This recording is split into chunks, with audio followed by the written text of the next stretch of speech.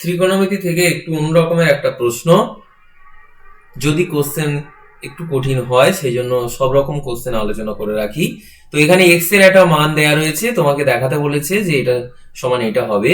আমার যেটা দেখাতে বলেছে আমি সেইটার লেফট হ্যান্ড সাইড নিয়ে শুরু করছি।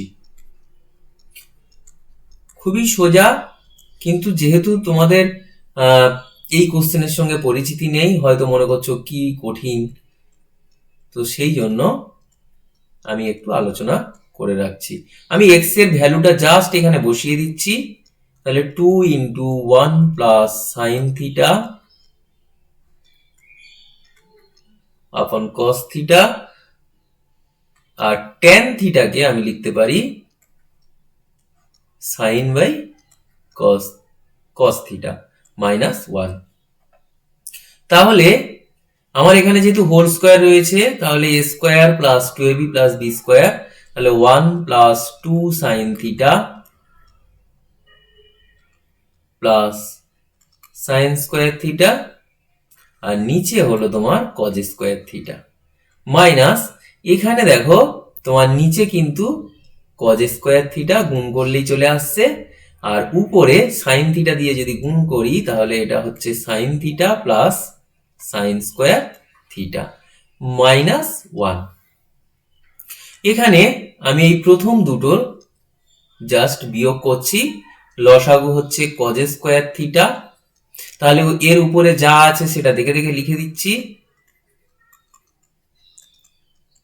আর এইখানে minus 2 sine theta minus 2 sign square theta, just minus 2 দিয়ে গুণ করে দিয়েছি, আর এদিকে মাইনাস 1। তাহলে আমার এই উপরে কি থাকছে দেখো, এটা থেকে এটা বিয়োগ হয়ে গেল, তাহলে 1, আর এখানে sign square theta minus 2 sign square theta, তার মানে হচ্ছে মাইনাস একটা সাইন স্কোয়ার থিটা, আর নিচে চলে এলো কজ স্কোয়ার থিটা যা ছিল তাই। খেয়াল করো 1 মাইনাস সাইন স্কোয়ার থিটা মানে কি কজ স্কোয়ার থিটা, আর নিচে তোমার কজ স্কোয়ার থিটা আছে, তাহলে এখানে লিখেছি যে 1 মাইনাস সাইন স্কোয়ার থিটা এটা সমান হচ্ছে কজ স্কোয়ার থিটা।